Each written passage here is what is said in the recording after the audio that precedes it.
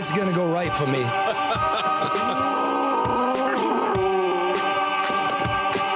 I can't hear Karen. No bullshit. Somebody shoot. Oh my, let's just end breaking news. No more bullshit. No more bullshit. No bullshit.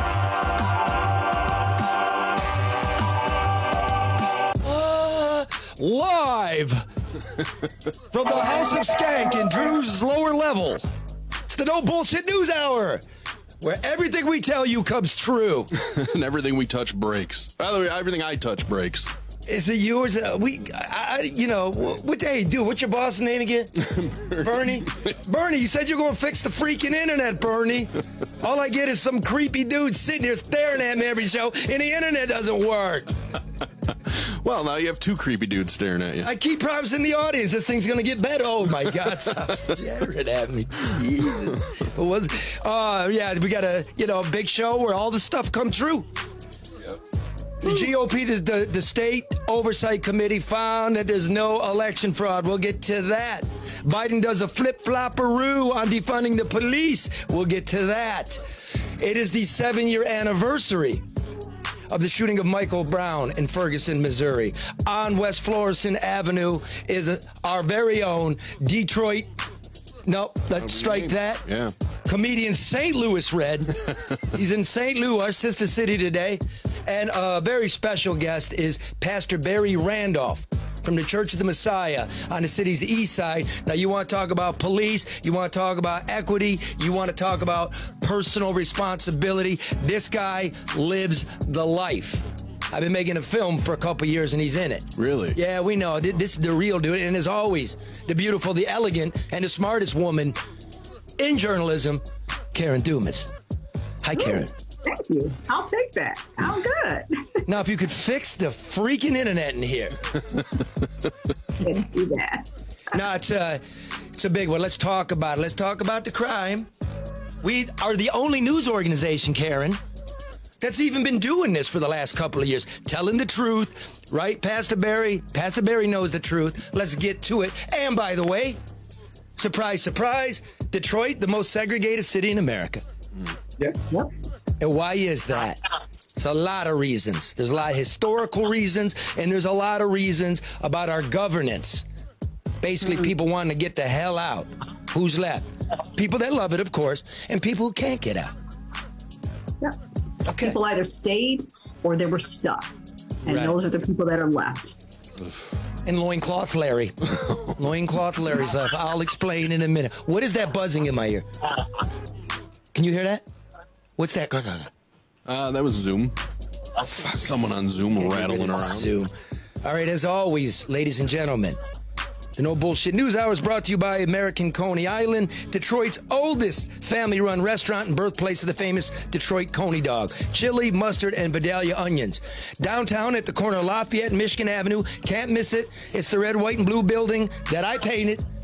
Current hours are 11 to 3 on Monday through Thursday, open till midnight on Friday and Saturday, and noon to 6 on Sunday. And by the way, they're hiring. Good. One more thing. Send a Coney kit for the 4th of July, right? Put in your order now. Great a dozen dogs with all the fixings delivered right to your grill. Just go to AmericanConeyIsland.com or go to GoBelly. Yeah, that's right. Your GoBelly. Karen's favorite site. All right, Oh, so really? yeah, so let's do this. Let's start with this. The Michigan Senate Oversight Committee. This is some quick news, folks. Just quick little bit of news. Came out with a report. It's months long, right? Thousands of documents, hours of testimony. They said there's zero credibility to the claims that the election was rigged in Michigan. Even the guy that gave testimony saying he was a forensic analyst didn't have access to the votes. Where have I heard that before? You heard it here. Yeah. Right? You heard it here, Karen. 7 months ago. So what does Trump do? What does Trump do? He immediately starts his, blasting. He called it a cover-up, a method of getting out of a forensic audit. He called, now listen, Senator Shirkey and Senator McBroom are no middle-of-the-roaders. No, not at all. Some crusty, hardcore, right-wing Republicans, right? So what Trump says, They want to, quote, investigate the patriots who have fought for the truth and who are exposing a very possibly rigged election. Stop it. Are we done with it now, do you think? No. Great. Okay. And who would say who's a patriot? That's like, you don't get to say you're a patriot. You're making the word sound dirty. Yeah. I'm a patriot. It's like a progressive. What's so progressive about what you're thinking? What's progressive about defunding the police? Yeah. It's not stupid. At all. Backwards. Right? Look at Pastor Barry. Right, Pastor Barry? Let's go. Okay, at the same time, President Biden aims to bolster police departments as homicides and shootings are through the roof. Remember how much was it here? I got my numbers. What was it? $350 billion in COVID stimulus. Never mind stimulating post-COVID. Mm-hmm. Put it to the cops. Do it. I don't get this. Why? That's the switchover? Okay, first of all, do we need the $350 billion since you can just change your mind what we're doing with it? Do we have $350 billion? Wasn't it exactly a year ago today everybody in Congress has taken a knee? Yeah. Okay. So nothing has really changed. So now, put it to the police? Well, yeah, why not? If they want to give us the money, yeah, let's put it towards the police. Is that the solution, Karen? You've worked in City Hall, a one-time injection of overtime. No, not a one-time injection. It is not. We need something strategic. We need it comprehensive. We need it community-based. And we don't need a textbook page in terms of law enforcement. I mean, we don't. And we cannot keep recycling the same initiatives and expecting different results. That sounds way too hard. Let's just throw money at it instead. You mean a plan? Yeah. A long-term plan. Pastor, how many people? This guy walks the walk, right? This guy... Job training, housing, internet for people that don't have it. The Church of the Messiah is bad to the bone. He's known all over the world. How many people do you know? How many young people, sir, have come through your doors and ended up in the ground from a bullet wound? Oh, wow. I was doing funerals as soon as I got ordained, and I was literally burying children. That's part of the reason why we do all the stuff that we do, was because of the fact of I didn't sign up to bury children. It was more so the fact that I want to come in, make a difference, then looked up and our young people were dying at an alarming rate. And it was almost like we got to do something about this. So we got to work on issues of our society, our community. We got to work on issues of poverty. Where does that type of hopelessness come from that you think the only way to solve conflict resolution is with a gun? So there's other things that we have to do in order to get this problem right. Are we getting ripped off by City Hall and their messiness with contracts and community gardens and roofing projects? Do you see a real strategy to stop death? The thing about it is there's so many. I agree with Karen. There's so many times when folks want to throw money at a project. They want to throw money. What is the hip thing to do? What is the popular thing to do? But we forget about what is the human thing to do. We all look for peace and happiness in our life. And that's one of the things that we want. But we live in a society where we won't bring about peace. We don't really want to have the issue of true racism, systemic racism, the history of Detroit when it comes to racism, when it comes to poverty. Those are the issues that we really need to be talking about. Yeah, we got to figure out a way to pull everybody up. I think everybody in America knows that, right? I just think that. So now, again, look at the leadership. Trump, go away. Biden, get a clue. I mean, we're all over the fucking place, and everybody's dying on the vine out here. No leadership, man. Does it also fall in the laps of those who are responsible for channeling those resources? I mean, people that sit in those circles, whether it's with Biden or whether to be able to speak up and speak out. I mean, Pastor Barry, have you been in any of those meetings or been around the table with Biden or any of his people to help direct or identify what resources are needed in the city? Well, the interesting thing about it is it always seems like the people who should be at the table are never at the table. Exactly. So one of the things that we did was we created our own table. You know, it's always that philosophy or that saying that if you're not at the table, you're on the menu. And so too many of our people are on the menu. And one of the things that we did, we created our own table where we started inviting our folks to the table so that we can make the difference ourselves. Of course, we believe in holding our politicians and leaders accountable, but it was the thing that we have to build a power base, and it's got to be from the grassroots. And so then we started getting everybody, the Rock Clubs, the 501c3s, Ray and Pookie from down the street, Miss Jackson, who've been holding the Block Club together. They all have a voice. And so many times we just quietly built out our power base. We've been buying the land, taking care of the land, building the houses, doing what was necessary, making sure we provide the internet, make sure that we hold the businesses accountable to hire the people out of the community and neighborhood. A lot of that is also personal responsibility of things that we can do without looking to the politicians and law enforcement and big business who can never seem to get it right. Now we look at it like this. I hate to bring this up, but like Pastor Barry, well, you never believe it. It's beautiful. Come to church there. It's great. Every summer he has a Stop the Violence parade. It's awesome. Cheerleaders, 100-piece brass band, drums, thousands of people just peacefully marching. One of your right-hand women, Frankie, what was her last name? Frankie Marks. Frankie Marks, in my film. Frankie Marks, mother of 7. Works with Barry. Stop the violence. Let's get together. Let's demand more of ourselves. Demand more. The real work.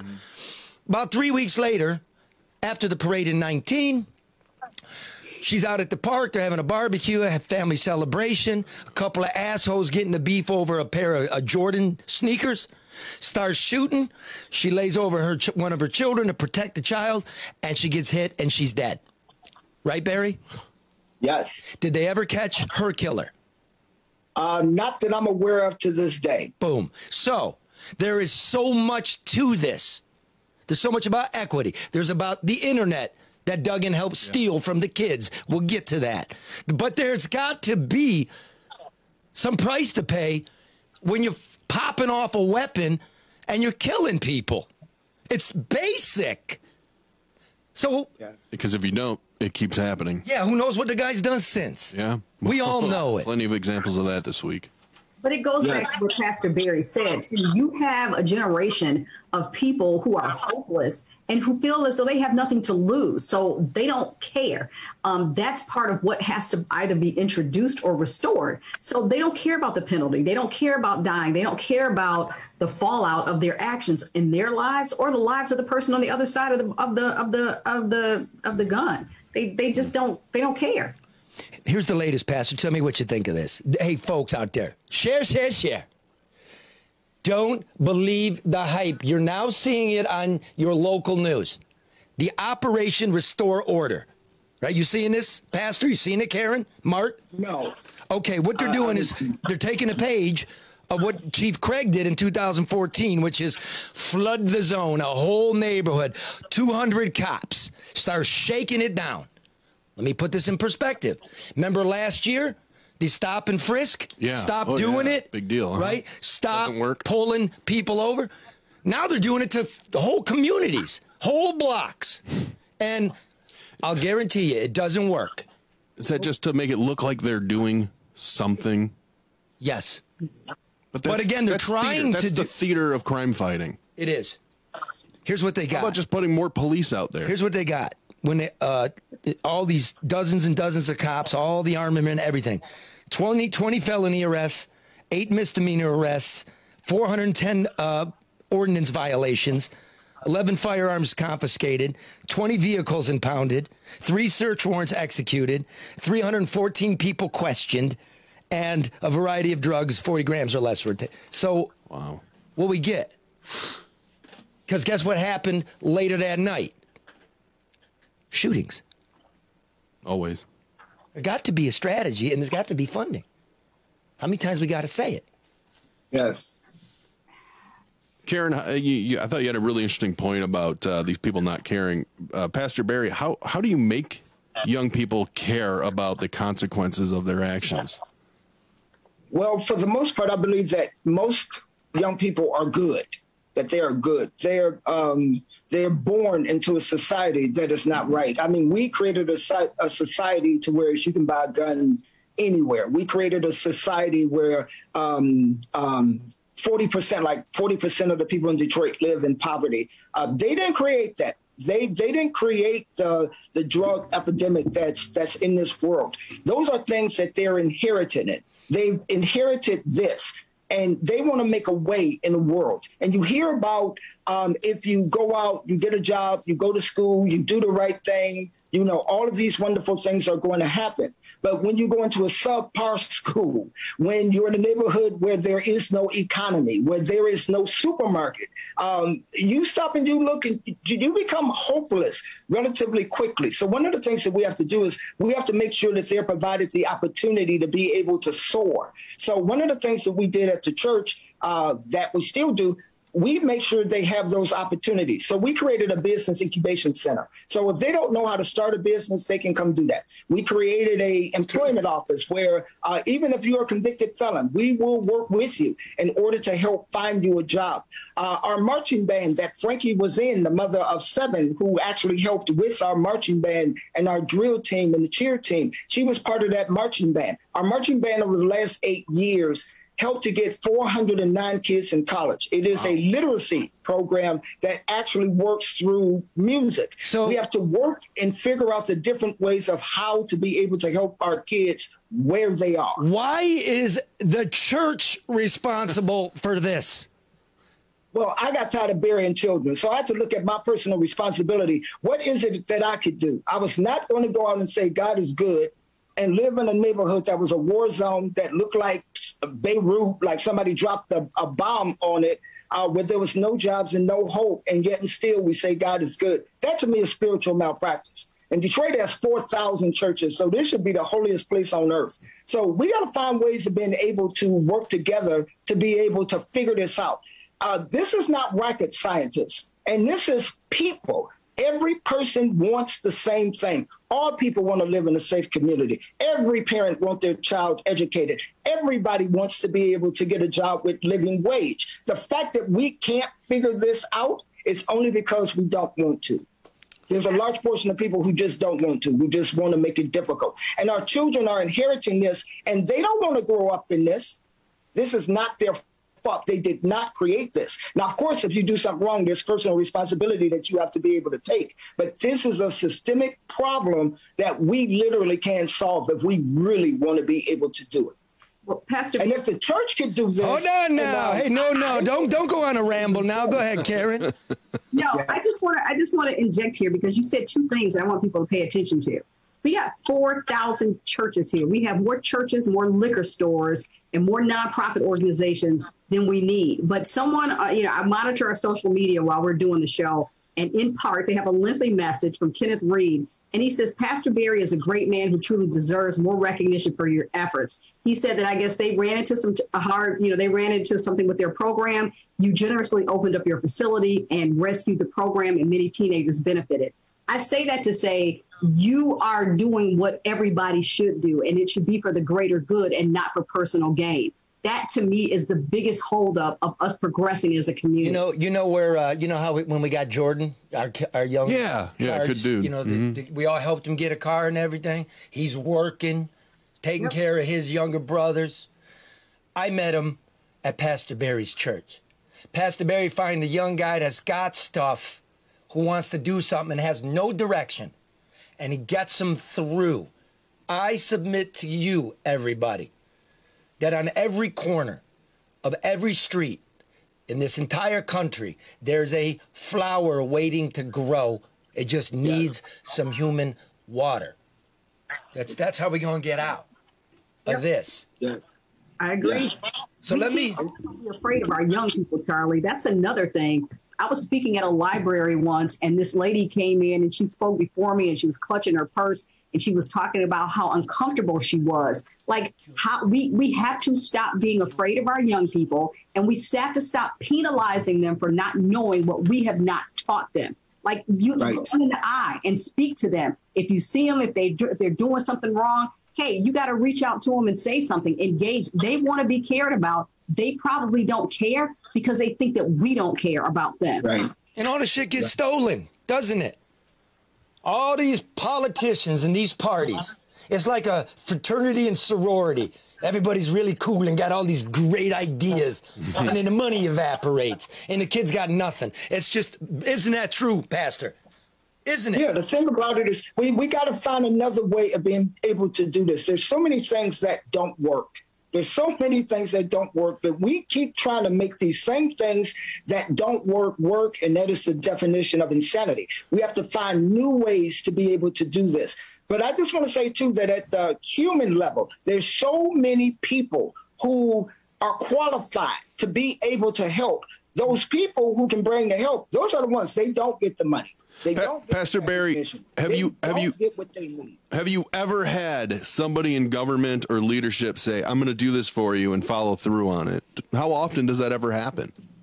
That don't happen for the most part. Lately, we've been getting the foundations that come, and we're trying to work within the government because we've been teaching our young people. Like, for instance, I'm so proud of them. Just so you all know, Church of the Messiah is a mixed-race congregation of a little over 300 people on average. Our congregation is Black, white, Latino, and Asian. It is 60% Black male under the age of 30. Wow. 60% of our congregation is Black male under the age of 30. Everybody always say, how did you get so many young Black men to come to church? They don't reject God. They reject the package of church. They're cynical. They want the greatness, the power, this, that, and the other. They don't know how to go get it. And the powers that be a lot of times become the obstructionists because we kind of take away their humanity and we try to compartmentalize it and we try to make it a program or something that's dealing with outreach. But it should be just because they're human, because they showed up on the planet, that they're worthy. We shouldn't look at them because you come from the east side, because you come from a neighborhood that's not part of the project that's going on. That shouldn't be the reason why you get anything. It should be because of the fact that you are human and you deserve these things. Those are the things that we really got to work on. I agree with that. That's what I want to say. Progressives, Black Lives Matter, patriots, conservatives. I'm with you all. We all want a more perfect union. We want a better way. I think it's got to start with calling the government into account. That's the binding force, and you hear it time and again. Whether it's the Wall Street titan or it's the street pastor, man, we're getting screwed, and we all know. We know it from the nursing. We know it is rotten. So I'm going to do my rant, which of course is brought to you by Luke Nowacki. Overreaction, ladies and gentlemen, is not a strategy for the long-term financial health of you and your family. You need a plan. You need focus. You need someone to listen to you that understands how you want to grow old, what kind of assets you have. Do you want a house? What you should do with the house, right? How you going to get there? You call Luke Nowacki at Pinnacle Wealth at 248-663-4748. That's what they do. Remember, don't guess. Don't gamble. Don't cross your fingers. Praying's good, but a lot of times Jesus doesn't come. Take care of yourself and yours. Luke Nowacki. Pinnacle Wealth, 248-663-4748. All right. They call the one and only. All right. Royal Alliance. I have a friend who works downtown. He sometimes opens the store first thing in the morning. Now more than ever, he finds lunatics and drunks flopped out in the doorway. He asks them to move. That's when things get surly. Some howl, some threaten, and that's how it goes when the ill don't have their meds. One guy, let's call him Loincloth Larry, walks around naked except for an oversized bandana tied around his junk. So my pal calls the cops. Sometimes the operator puts him on hold. After 5 minutes, he'll hang up and call again. Sometimes nobody answers. Now, I don't want problems, my pal tells me. I don't want to end up on the news. So sometimes he delays opening the store and sits in his car waiting for the bare-ass buckaroo to grow hungry and amble on down the road. It's best not to look backwards in America. There's no future in that. But then again, is this what our future looks like post-COVID? What's going on around here? What's the plan? Rent is too damn high. Gas is too damn high. Food is too damn high. Homelessness is too damn high. And crime is a goddamn outrage. In the wake of George Floyd's murder, we've had a year of strident calls across the country for defunding the police. Our own goofball congressional representative, Rashida Tlaib, went so far as to tweet, "No more policing, incarceration. It can't be reformed." That's true. Idiot. And talk like that has had its debilitating effect. It should be remembered that Detroit cops have been heading for the door since they were partially defunded in the city's bankruptcy settlement, and hundreds of others have beat it for other jurisdictions. Officers are overworked and undermanned. Some may not feel incentivized to answer high-priority calls as a matter of priority. The headlines are appalling. A 2-year-old was murdered in a case of mistaken identity. The shooters, I'm told, were looking to avenge the prior shooting of 3 of their associates. They got the wrong car, cops tell me. So numb have we become to the violence, the triple shooting that set the whole thing in motion didn't warrant a single sentence in any mainstream media report, as far as I'm aware. Gangbangers and drifters know there's a yawning lack of police presence on city streets, and so they drive around with impunity. Then there's the person of interest in a double homicide in Detroit who was freed on a tether while waiting a murder trial in Washtenaw County. Oh, yeah. Right? They let him out of jail. Yep. The naive judge had given him a COVID release because he'd been in jail too long, placed him on an ankle tether and set him free. But wouldn't you know it? Guess what alleged murderers do when they're let out with an ankle tether? Guess what they do? They probably don't follow the law. They tend to cut the tethers off, which is what he did. And no one in a position of authority appears to have made it a priority to track down this person of interest. So he turned himself in. There's no great sleuthing. Yeah. Last year was the bloodiest year in America in a quarter century, and it's worse this year. Detroit, by my calculation, will again rank as one of the nation's most violent cities. And who are the victims? The people in the neighborhoods where Pastor Barry ministers and leads and tries to help. Those who call 911 and are put on hold. Chief James Craig is retired. He's off to greener pastures and a run for the governor's office, I think, if he can manage to get his act together. Chief James E. White was named his interim replacement. And while White has reinvigorated the department with his professionalism and his attention to detail and his Operation Restore Order, there's no real long-term plan in Detroit to do much about crime besides throwing a few Biden bucks at the police for overtime. But who's working that overtime? The police were already working the overtime. Remember, they're working double shifts. And remember, this is an election year. Mayor Duggan should have his feet held to the fire, media.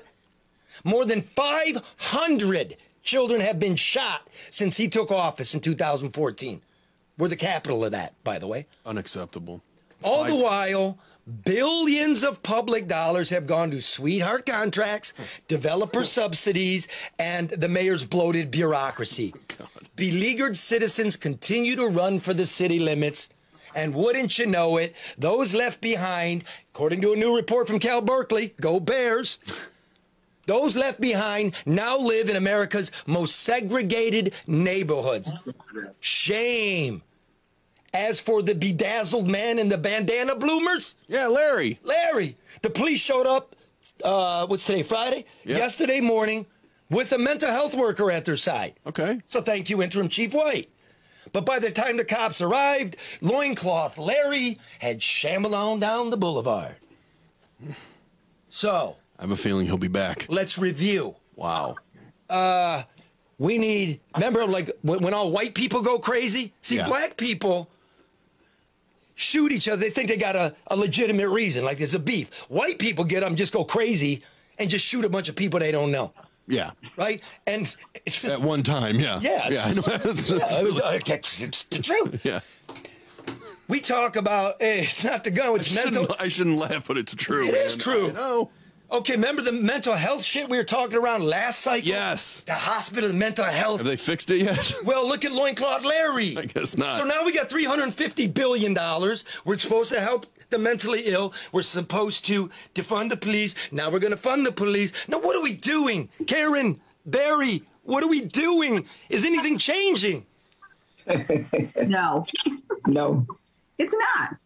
It's really not. And the thing about it is, Charlie, and then I'm going to, Pastor Barry, I want to hear your perspective. It's like nobody is holding anybody accountable, meaning if they don't talk about it, the average person doesn't think about it, or it's not reminded of them. Like you said, we've been dealing with this for so long. Nobody knew that there are 500 child gun for this administration. Nobody's talking about the loss of population, which was something that this administration, this mayor said, hold him. That would be his method of measurement. Nobody's talking about the fact that we've got a large city that is built for too many people.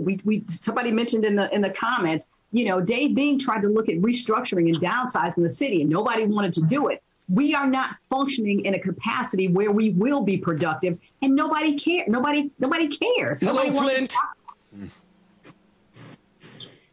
And also, too, the other thing that we need to look at is so much in these communities, as you look at violent crimes, there's so much untreated trauma in Detroit. We don't get to the root causes. We deal with a lot of untreated trauma. If you think about this, I'm just throwing a number out there, 300 murders in Detroit a year, pre-COVID, before COVID. And you stop and you think about all these murders. And you have all these family members who are dealing with that murder, crime, violence, and then their friends. And you keep multiplying this every year, every year. There's so much anger. There's so much depression. And people don't know what to do with that. A lot of people feel as though there's almost like a dark cloud happening in our communities and neighborhoods because people don't know where to go with all of this untreated trauma. It's insane, man, because, like go to the suburb, go to the bagel shop. There's a little old wizened white man who wants to punch your face out because he doesn't want to stand in line. The whole shit's going crazy. Yeah, but calm down. We need a plan if anything's going to change. I don't know. Is St. Louis Red out there? Hey, Red. Is he out there? St. Louis Red. Okay, I want to. Speaking of things changing. Look, this is the deal. Red's brought to you by ADR Consultants. And everybody knows about ADR, don't they? I do. I know what the A and the D and the R stand for. What do they stand for? I think you said ethical, honest, and on time. Let's put it this way. I'm going to do it in a different way. When the police need help with technology. Yeah, who do they go to? When you need to know who shot up whom on the east side, and you got to run data, and you've got your camera system, right? Yeah. All of this stuff. How do you think that gets put in place? I have no idea. Who does things like that? Is there anybody I can call? ADR. Best practices in just about everything. Like, look, the government's so bad at doing it, you call in a firm like ADR. Yeah. Right? You're a construction firm. You got to deal with the government. You call in ADR. He knows his way around. Right? That's basically what it is in a nutshell. Right? You're going to give Barry Ellentuck a call. What's his freaking number? See, I forgot the read. But I know well, that means what Ellentuck does. It was a very honest read then. Guys, in the 248-318-9424. Barry Ellentuck at 248-318-9424. Honest, ethical, smart, a man of the world. You need help with all of it. Procurement. Internet. Technology. That's it. ADR, Barry Ellentuck. Let's call him. Now, let's hopefully... He's been working with Red because this is the 7th anniversary of the shooting of Michael Brown in Ferguson, Missouri. I covered it. Y'all remember that. Sad time in America. And this is the street where he's on West Florissant, where Black Lives Matter really took off as a movement. Mm-hmm. And so we thought, since Red's in St. Louis anyway, right? The anniversary's early August. It's 7 years. Wanted Red to just walk around, talk to people, what's changed, what's not, where are we going. I think, Ferguson is central to what we're talking about. Police, the black community, the white and black community side to side. How you doing, Red? Can you hear me, bro? What's good? How you all doing out there? Real good, man. So, what'd you find out? What have you been doing? Well, I've been walking around talking to some folks over here in Ferguson. The actual 70th anniversary is August 9th. We'll make 7 years. And I talked to some folks that had businesses over here for many years and was here before, during, and still here after the fact. And basically what was said to me was that since the Michael Brown incident has happened, that the police have just stepped back, really. They are not really bothering or harassing anybody in the area, nor are they addressing crime. Cell phone shop owner told me last year, guys broke into a cell phone store and was hanging out for 2 hours before the police even showed up to address the call. Ferguson's small. It's like about the size of Oak Park, and the racial makeup is like about that, about 2/3 black, 1/3 white. You know, I love Oak Park. Shout out to Oak Park. 2 hours. Someone's lounging in your business 2 hours. 2 hours. The guy, he said on camera, he watched the guys break in, and then for about 30 minutes, they walked up and down the strip mall to make sure the police wasn't coming, and went back in and just continued a thieving business. So most of the people there don't feel like not much has changed, other than maybe the police, like you said, stepping back? No. It's get this. Before, the police were Gestapo. Yeah. They're knocking heads. They're dragging black people into court, finding them through the roof just to pay for the city. Mm-hmm. I think what Red's saying now is, at least on the black part of the city, they're not even coming. Wow. Yeah, it's pretty much ignore. Terrell, owner of the phone store, told me the police sit in a lot across the street and literally watch people speed up and down West Florissant Avenue. That's where we're at, on West Florissant Avenue. The UPS truck is working, but further down the street is the Quick Trip that got burnt up. Yeah. It's now Urban League Community Center and Salvation Army. Hey, what the police watch it all day long and don't stop anybody. What the guys in the barbershop say? You stop in there? I love those guys. Yeah, I talked to the guys in the barbershop, Keno, and he basically said nothing has changed. The police ain't harassing folks like they were. But in the same token, he said the same thing Terrell said in the phone store. They're not engaged. They're not policing. They like ignoring the crime. And the crime has went up in this neighborhood. Matter of fact, Keno stated to me that he doesn't live here and he would not move back here. He did at one point, but he's moved. He won't come back. A customer in the cell phone store said he's seen the crime go up. He got shot 2 years ago, and he rarely comes down here anymore. So this is a result of basically what it would be like without police or policing. So we went from one extreme to the other extreme, and nobody's life's improved, right? Somewhere in there, in this little place called Ferguson, very important place, is a lesson for us all. Yeah. And the lesson is that no society can run lawfully without police, but you need good police. So let's get good policing. Let's get some good support of the police and make sure we got real police that's going to do the job and not abuse their power. And then when they get checked on it, ignore the problem that's going on. I say Red for mayor. Why not? Why not? Red's a guy in the streets. Red's telling truth. Well, isn't that what it takes? Someone who's in the streets? Well, you need somebody that knows the street, or at least is not afraid of the street or afraid of the people in the street, and somebody that's going to give it to you real. That's just not, especially now. All right, let's say, hey, Red, thanks, man. You're cracking up. Nice work. Be safe. Enjoy your vacation. Thank your wife. Love you, wifey. Charlie said thank you. He said thumbs up. I done put her to work on our vacation. Did you make her drive? No. Well, yeah, she did drive for 2 hours yesterday. And then 3 hours. I'm sorry. It was 3 hours. I was just informed. And on the way back, I'll probably have her do at least 6 of those just to show my appreciation. All right, brother. If she don't cuss me out and bust me upside the head. You might straighten that hairdo out. There'll be a reason for it. This is my St. Louis fro. A viewer wants you to get another haircut like you did before, Red. Oh, no, all my assignments will be on time. He will never touch my golden locks again. I've never seen Red so affected than he was by that haircut. Yeah, well, That he really was shook afraid. him. He was afraid to walk around Detroit with a kid and play high fade because he's going to get his ass He beat. was really shaking. You know how it is. You can't wait for the police. Oh, you can wait for him. It's just about how long will you be waiting for? Well, drive safely, Red. Good job, brother. Definitely. So, all right, man, peace. So, Pastor, did you hear that? Yes. That's an amazing report.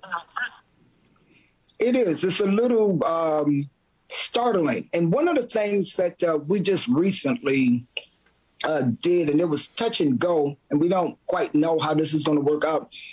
We had the police come to the church.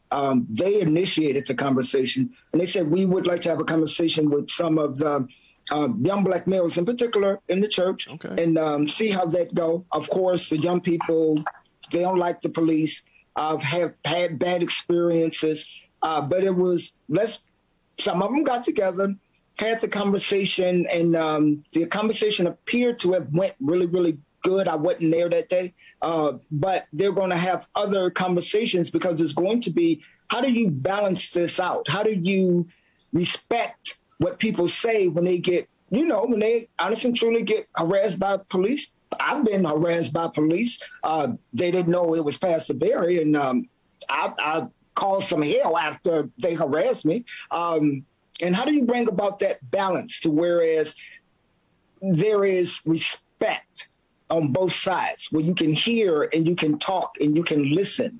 So that's one of the conversations that's going to be ongoing here.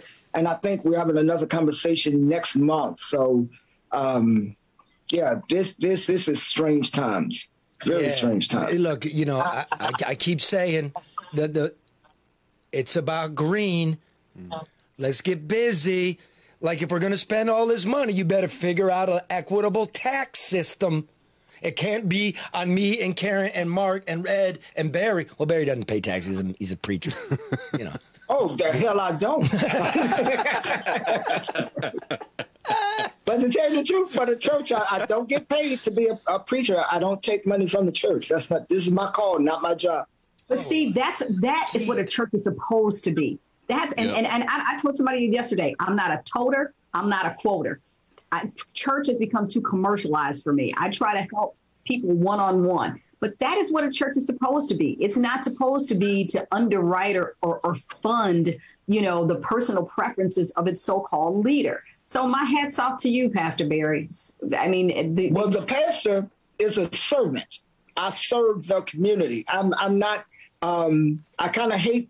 Well, I don't want to say hate, but I'm not so much a leader as I am a servant. My job is to serve the community, to be the voice of reason, to be able to raise hell when necessary, but point the direction to the Spirit of God, the creator of I am, is only inside of us. And there are things that we're going to do. God is not going to come save us from the troubles that's in this world. He gave us dominion.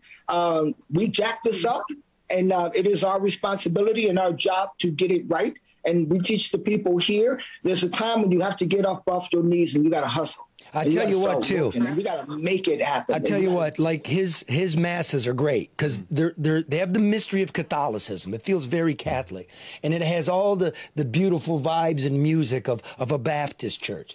And he has over Christmas the Ass Mass. Is that Christmas or is it Easter? That's Palm Sunday. Palm Sunday, the Ass Mass. With the donkey. Went into Jerusalem on a donkey, so they bring the donkey into church. Yeah, come as you are. Come as you are. So, it is. Where'd you get that donkey from? It's a great vibe. What time are services? Services right now are at 10 o'clock. The church is now open again. So we've been having church outside. It's going to rain Sunday. So we'll be indoors 10 to 11. 10 to 11. Look at that. It's not the 3-hour deal, Yeah. Now, here's where it's located. It's based. What street's it on? East Grand Boulevard and Lafayette, right on the corner. It's right up the street from the bridge to Belle Isle. About 2 blocks, 1 block. Yep, 2 blocks. That's over here, Charlie. That's not far from me. You're going to get me in church, Pastor Barry. Exactly. It's a great time. If you come in, just understand there's something you're going to do. We're not going to preach the by and by. The kingdom of heaven is already built. It's earth we got to worry about. So our thing is, how do we do that? How do we take our responsibility? It's 2 things we believe. One, what Muhammad Ali said. He said, when the mission is right, the odds don't matter. So we don't pay attention to the odds. The mission of making sure that people have clean water, the mission that they have housing, education, the pursuit and the right to happiness and safe communities, the mission is right. So don't pay attention to the odds. The other thing that I say at our church is when the people of God stand up, stupid will sit down. The reason why stupid stands up is because we're sitting down on the job. So we need to get up off our assets, the assets of our responsibility, the work that we need to do, use the power that we have, and make it happen. I thank you, brother. He's a no bullshit preacher, man. Okay, I love you, man, and you can hang with it. I admire you. I admire what you're about and what you've accomplished and what you're doing, and maybe. See, a guy like you would be a waste in City Hall. We don't need that. We don't need you behind a desk.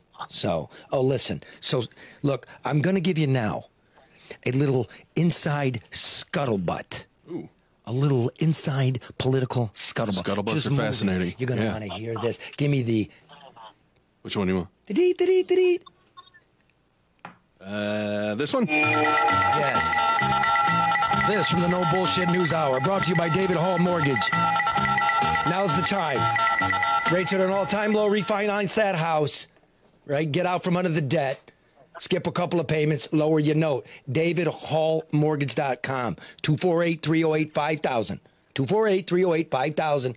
Hurry, people. They'll do it fast for you, too. All right, here's what I got. What do you got? Yeah, Speaking of preaching. Yeah. Do you remember former Mayor Kwame Kilpatrick went to Little Rock? Unfortunately, yeah. And he preached. Yeah. Well, the next day, guess who he had a quiet breakfast with? Who? Mayor Mike Duggan in the Eastern Market. That's confirmed.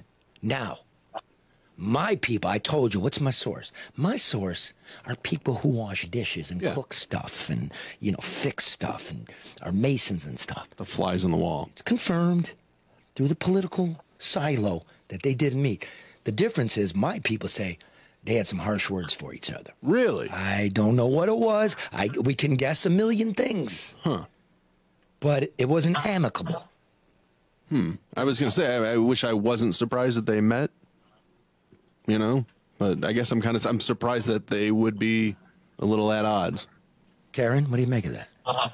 I don't know, Charlie, but I'd be interested because you got to remember, the whole McNamara era from, Kwame's father, Jennifer Granholm. I mean, they're all from that cloth. The other thing is that, this is an election year. Duggan understands a lot of people are unhappy, and he does understand the implication and the influence that Kwame Kilpatrick does or could still have, especially on Black Detroiters. So that's quite interesting. But I listened to some of his speech from Little Rock, and he said I called Mike Duggan as I drove down Woodward and told him I thought he was doing a good job. I thought that was a very odd comment to make. I almost thought there was something else behind it. So I don't know. Interesting. I'm gonna have to dig around and find out myself. I think it's important to say that Kwame Kilpatrick was made by Mike Duggan. Mike Duggan is the consummate fundraiser. He's the ultimate insider. He's the guy that was plucked from the machine. Remember, it went like this. Ed McNamara from Livonia, number 1, Wayne County. Number 2 was Mike Duggan, his hatchet man. Number 3 was Bernard Kilpatrick, the chief of staff. Over to the wing here is Kwame Kilpatrick.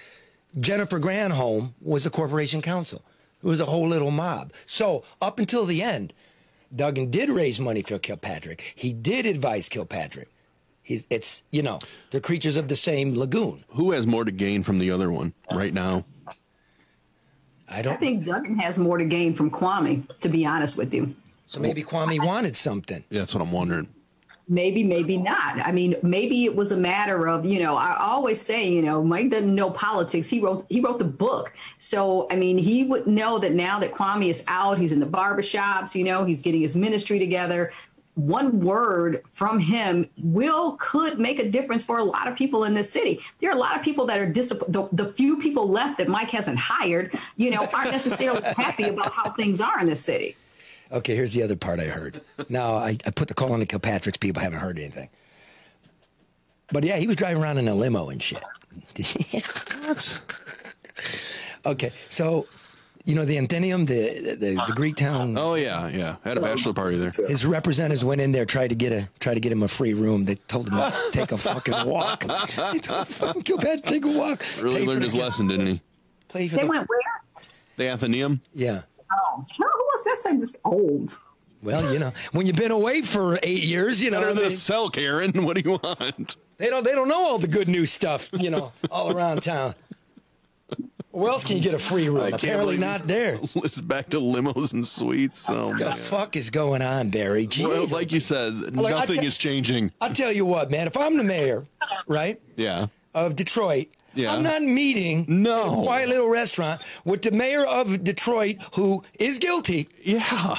It's he only got a commutation for ripping off the city. Yeah. What does that? The commutation doesn't change any of the stuff that he did. It happened. That's ridiculous. I don't know why he would do that. Bad luck. He's out. We move on. I would like to hear an apology. When I hear the apology, then I'll forgive. You'll be waiting. Because I know what all that administration did. Yeah. I know the children that died, the ambulance that didn't show up, the firefighters who were injured, the cops who were under-equipped. Unbelievable. I know what happened. Unbelievable, man. So that's just where I'm at. Oh, that's good info, though. Okay. That is a scuttlebutt. Thank you very much. Officially. Now, for the final part of our show, as we've been doing, it's our remembrance of 9/11. This is the 20-year anniversary this year. We refuse to do a one-day special. It was too much for that. Yeah. And again, this is brought to you by the bricklayers and allied craft workers local 2 who need skilled bricklayers and caulkers to help build and restore the projects throughout Michigan. There is a lot of work. The pay is excellent. There's a real pension plan that they're not going to loot.